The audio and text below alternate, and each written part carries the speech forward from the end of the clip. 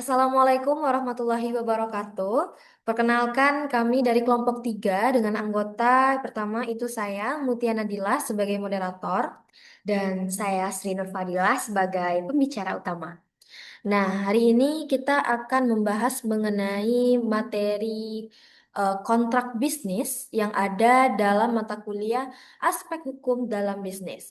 Di mana dosen pengampu kami hari ini itu adalah Ibu Mike Triani, SEMM.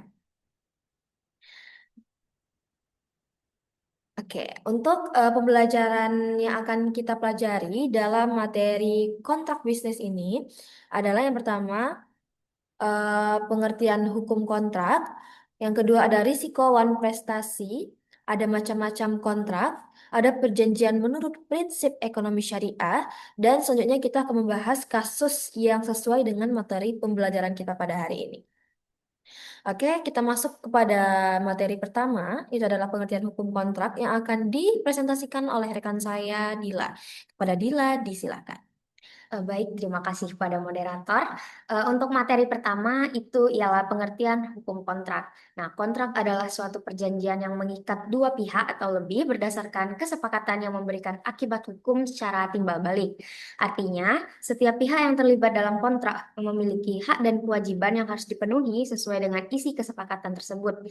Kontrak termasuk bagian dari hukum perikatan dan berlaku sebagai hukum privat bagi para pihak yang membuatnya. Dalam konteks bisnis, kontrak berfungsi untuk menciptakan kepastian hukum serta memperjelas hubungan kerjasama antara pihak-pihak yang terlibat. Dengan adanya kontrak, setiap bentuk transaksi seperti jual beli, penyediaan jasa, atau kerjasama proyek memiliki dasar hukum yang jelas. Kontrak juga bagian dari alat perlindungan apabila terjadi pelanggaran atau sengketa di kemudian hari.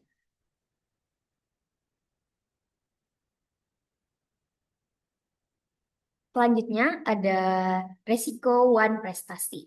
Nah, wan prestasi atau breach of contract terjadi ketika salah satu pihak tidak memenuhi kewajiban sesuai dengan apa yang telah disepakati dalam kontrak. Pelanggaran ini dapat menimbulkan resiko hukum dan kerugian bagi pihak lain. Nah, bentuk wan prestasi dapat berupa gagal memenuhi kewajiban tepat waktu, tidak memenuhi isi kontrak secara penuh, atau tidak melaksanakan kewajiban yang seharusnya dilakukan. Akibat dari wan prestasi adalah dapat berupa tuntutan ganti rugi, pembatalan kontrak, atau penyelesaian sengketa melalui jalur hukum. Secara umum, risiko ini muncul karena tidak terpenuhinya janji atau kewajiban yang telah ditetapkan dalam kontrak.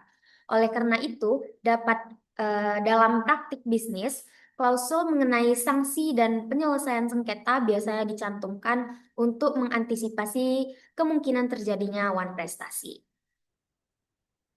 Selanjutnya ada macam-macam kontrak.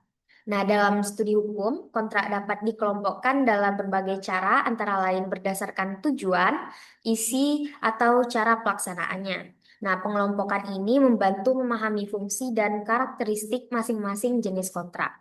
Contohnya, kontrak dapat dibedakan menjadi kontrak berdasarkan nama, kontrak berdasarkan isi syarat atau Islam, kontrak berdasarkan tempo pelaksanaan, serta kontrak menurut bentuk formal atau tidak formal. Dalam perspektif hukum Islam, terdapat berbagai klasifikasi kontrak yang mencakup aspek formalitas, kekuatan mengikat, dan tujuan objek kontrak. Lalu dalam praktik bisnis sehari-hari, jenis kontrak yang umum digunakan antara lain itu ada kontrak jual beli, kontrak kerja, kontrak sewa menyewa, kontrak kerjasama, serta kontrak standar atau kontrak baku. Setiap jenis kontrak memiliki karakteristik dan tujuan yang berbeda-beda sesuai dengan kebutuhan para pihak. Baik, saya kembalikan ke moderator. Terima kasih kepada Dila.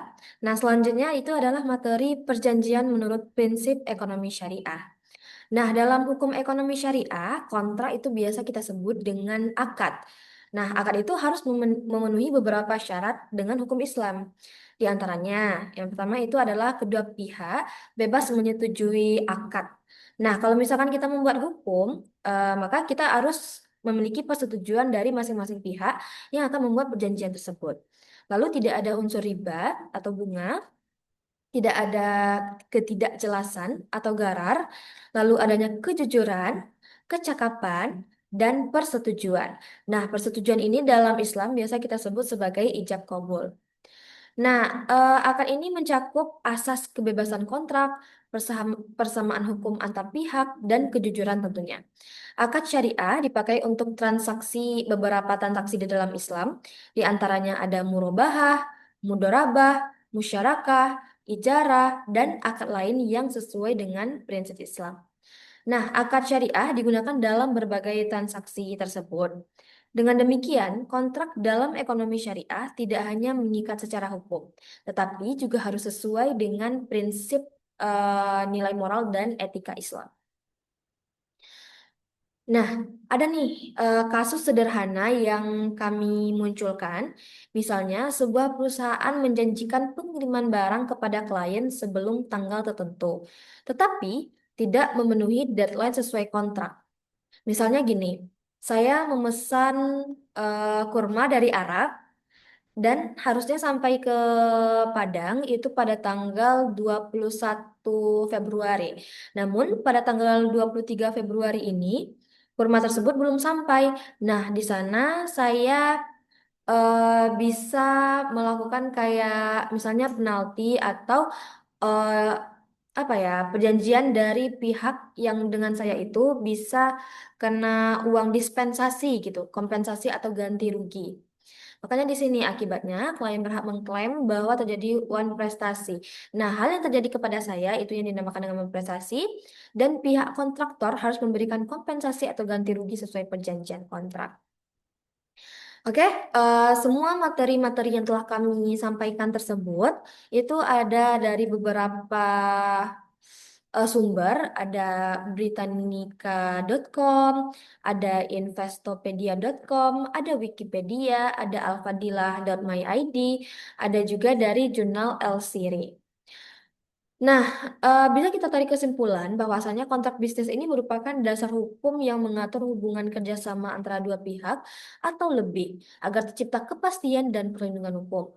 Setiap kontrak harus memenuhi syarat sah perjanjian agar memiliki kekuatan mengikat sebagaimana diatur dalam Kitab Undang-Undang Hukum Perdata. Apabila salah satu pihak tidak memenuhi kewajibannya, maka dapat terjadi one prestasi yang menimbulkan konsekuensi hukum. Dalam perspektif ekonomi syariah, kontrak atau akad harus dijalankan sesuai prinsip keadilan, kerelaan, dan bebas dari unsur yang dilarang, sehingga tercipta hubungan bisnis yang aman dan sesuai dengan aturan. Baik, mungkin itu saja Ibu yang bisa kami presentasikan. Jika kami ada kesalahpahaman dalam berbicara, kami mohon maaf karena di sini kami masih dalam proses belajar. Untuk itu, kami dari kelompok 3, saya Mutia dan saya Dila. Kami ucapkan terima kasih dan wassalamualaikum warahmatullahi wabarakatuh.